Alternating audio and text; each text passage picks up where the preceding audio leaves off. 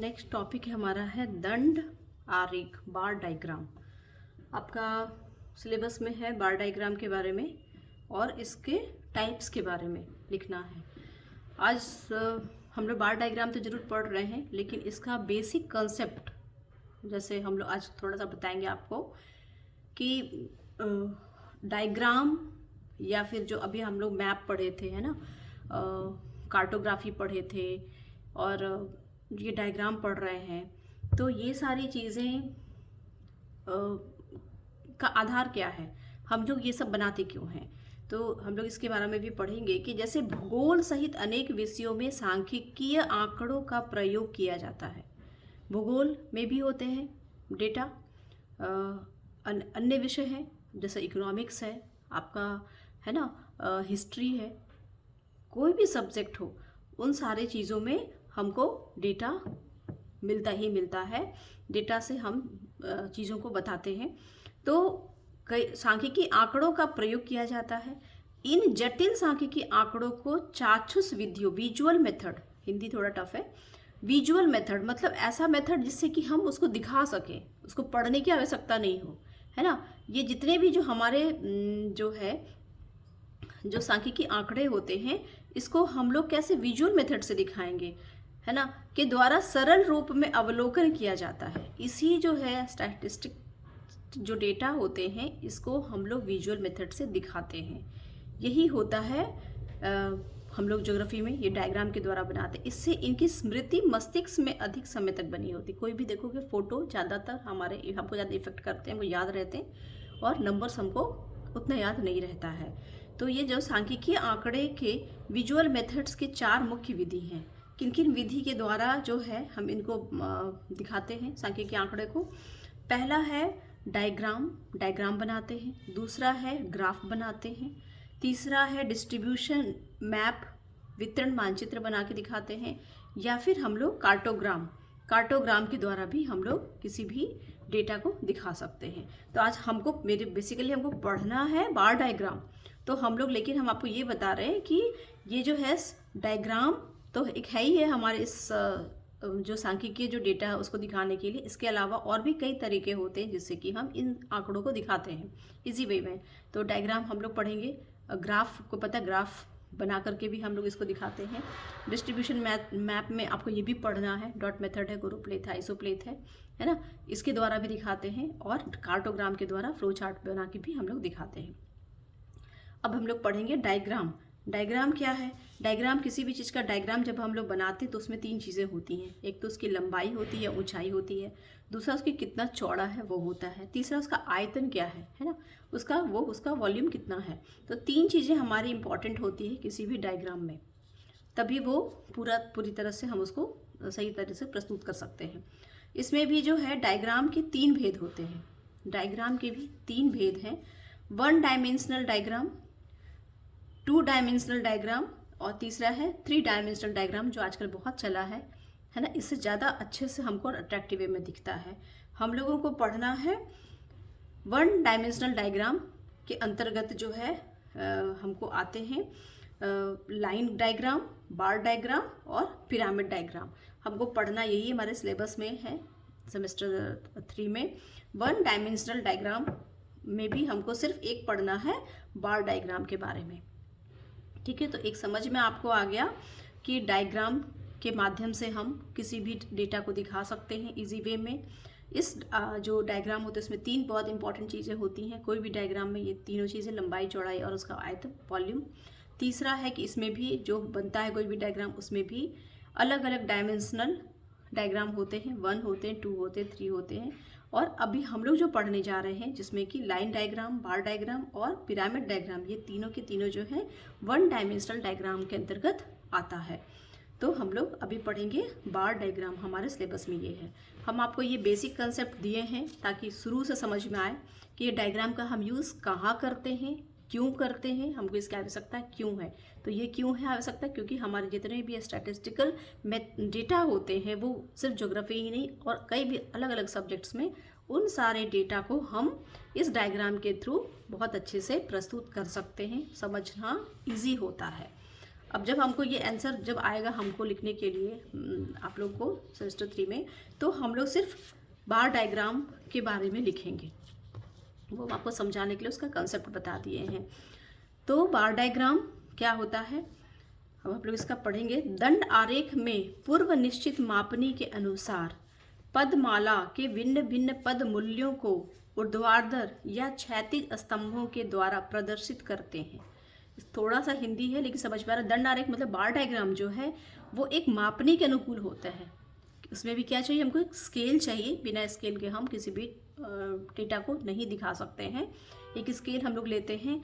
पदमाला मतलब हो गया पूरा का पूरा जो डेटा है हमारा, है ना, जो टेबल होता है डेटा का, उसके भिन्न भिन्न पद मूल्य, जो अलग अलग जो हमारा वैल्यू है उस पूरे डेटा का, जो हर एक स्टेप्स में जो वैल्यू है उसका, उसको ऊर्ध्वाधर या क्षैतिज स्तंभ, स्तंभ मतलब क्या हो गया, पिलर, है ना, में दिखाते हैं के द्वारा प्रदर्शित करते हैं। इसमें स्तंभ होते हैं। स्तंभ मतलब समझ में आ रहा है आपको, पिलर जैसा जो बनता है वो क्षैतिज स्तंभ होते हैं के द्वारा प्रदर्शित करते हैं, जिसमें पद मूल्यों के केवल किसी एक गुण की परस्पर तुलना की जाती है।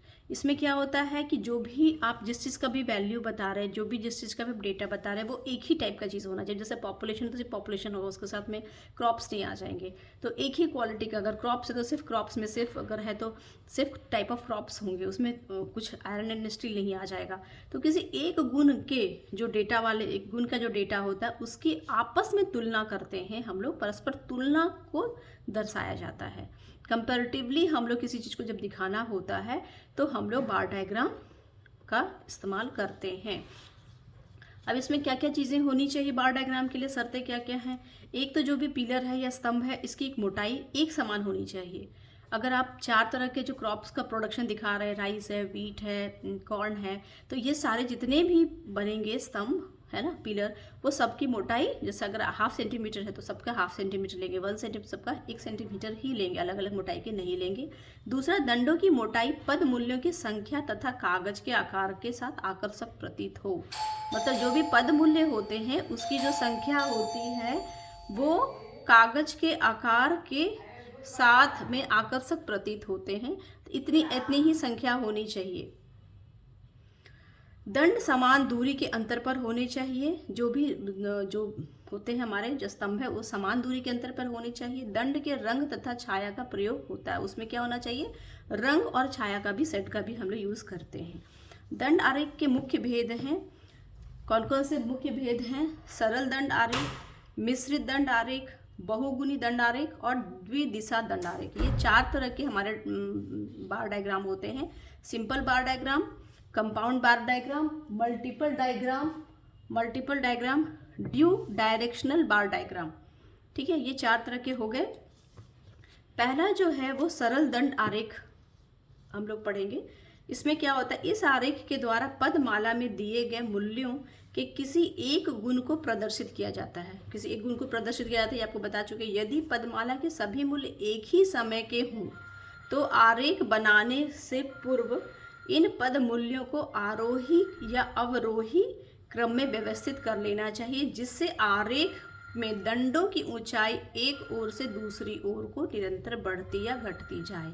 मतलब जो भी हमारा जो स्तंभ बनता है उसका जो बनेगा वो असेंडिंग या डिसेंडिंग ऑर्डर में बनेगा, ताकि वो हमको साफ साफ दिखाई दे सके कि कौन सा है।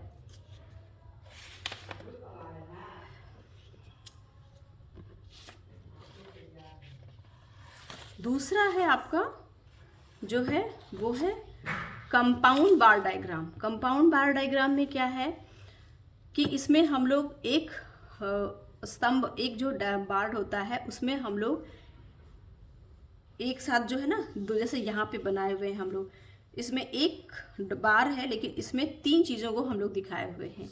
इसको हम लोग पढ़ते हैं। मिश्रित दंड आरेखों के द्वारा आंकड़ों के कुल योग तथा उनके विभिन्न भागों को प्रदर्शित किया जाता है। आरेखों के द्वारा आंकड़ों के कुल योग को तथा उनके विभिन्न भाग, उसमें भी अलग अलग जो होते हैं ना वो भाग को प्रदर्शित किया जाता है। इन आरेख बनाने के लिए पहले सरल दंड आरेख की भांति किसी मूल्य के कुल योग के बराबर लंबा स्तंभ बनाते हैं।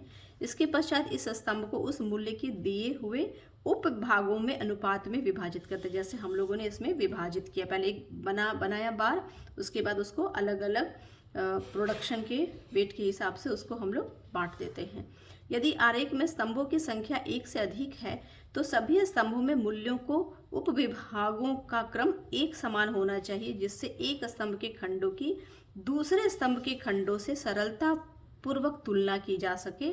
इसी प्रकार यदि आरेख में कोई एक स्तंभ है तो उसके उपभागों के मूल्यों को अवरोही क्रम में दिखलाना अच्छा माना जाता है। अब जैसे एग्जाम्पल हम आपको दे दिए कि एक उचित मापनी लेकर के एक मान लो प्लांट है ना, उसमें अलग अलग चीज़ का प्रोडक्शन हो रहा है, स्टील अलग अलग स्टील है, आयरन है ना, ये अलग अलग स्टील है, तो उसमें एक ही स्तंभ में हम लोग कई तरह के प्रोडक्शन को दिखा सकते हैं। ये भिलाई का है, ये टिस्को का है, ये दो जगह है, दोनों क्षेत्र में किस किस मात्रा में, कितने कितने मात्रा में कौन कौन सा चीज़ का प्रोडक्शन हो रहा है। तीसरा है बहुदंडक मल्टीपल बार डायग्राम। जब पदमाला में स्थान या समय के अनुसार, क्या है, दो चीज़ें स्थान हो या फिर समय हो, ये दोनों चीज़ें अलग अलग एक एक हो सकती हैं, दो या दो से अधिक वस्तुओं के आंकड़े दिए जाते हैं तो बहुदंडक आरेख के द्वारा उनका तुलनात्मक चित्रण किया जाता है। उसमें एक बार नहीं बनते, इसमें कई बार बनते हैं, ठीक है। लेकिन इसमें क्या होता है, स्थान अलग अलग है। जैसे मान लो यहाँ पे ये पटना है तो ये दिल्ली है ना, तो दो जगह है, तो जगह दो स्थान है, लेकिन उसमें अलग अलग चीज़ें जो हैं वो अलग अलग रेशियो से दिखाया गया है। आरेखों में एक समय या एक स्थान से संबंधित विभिन्न वस्तुओं के स्तंभों को एक दूसरे से सटाकर सब बनाते हैं, फिर थोड़ा रिक्त स्थान छोड़कर उन वस्तुओं के दूसरे समय या स्थान के आंकड़े प्रदर्शित करने वाले स्तंभों को सटाकर बनाया जाता है। ये बनाया जाता है, इसको सटा के बनाया जाएगा एक स्थान का, फिर दूसरी जगह सटा के बनाया जाएगा, लेकिन बीच में थोड़ा गैप होगा। स्तंभों को सटाकर बनाते समय दो बातों का ध्यान रखते हैं। सभी स्तंभ समूहों में भिन्न भिन्न वस्तुओं को प्रदर्शित करने वाले स्तंभों का क्रम समान होना चाहिए। सभी समूहों के एक वस्तु से संबंधित स्तंभों में एक ही प्रकार की छाया या रंग होना चाहिए, जिसमें जैसे इसका छाया है, नहर का है, इसमें सेम सेट इसमें भी होना चाहिए। जैसे विभिन्न वर्षों में क्रमशः नहरों, कुओं, तालाबों और अन्य स्रोतों द्वारा सिंचित क्षेत्र प्रदर्शित करने वाले चार चार स्तंभ सटाकर बनते हैं। लास्ट है आपको द्विदिशा दंड आरेख, डुअल डायरेक्शनल बार डायग्राम, ठीक है। इसमें क्या है, जब पदमाला को धनात्मक या ऋणात्मक दोनों प्रकार के पद मूल्य, मतलब कोई भी चीज़ का पॉजिटिव भी दिखाना, नेगेटिव भी दिखाना, तो दो दिशा में बनाते थे। द्विदिशा मतलब लिखा है दो दिशा में। इन आरेखों में आधार रेखा के ऊपर तथा नीचे दोनों स्तंभ बनाए जाते हैं। आधार रेखा के ऊपर की ओर वाले भाग में धनात्मक तथा मूल्यों को तथा नीचे की ओर खींचे गए स्तंभ के ऋणात्मक मूल्यों को प्रदर्शित करते हैं। आयात निर्यात या आय व्यय आदि के शुद्ध अंतरों को प्रदर्शित करने के लिए ये आरेख बहुत ही उपयोगी होते हैं। अब जैसे कि यह आय है तो ऊपर है, व्यय है तो नीचे दिखा सकते हैं हम लोग आय व्यय करके। इस ढंग से हम लोग इसको बनाते हैं। आप लोग ये एग्जाम्पल जरूर दे दीजिएगा, ताकि विदा डायग्राम के इसमें ज्योग्राफी में नंबर अच्छा नहीं आता है। तो आप सबका फ़ोटो ले लो, है ना, ताकि इसका आप लोग आंसर लिख सको।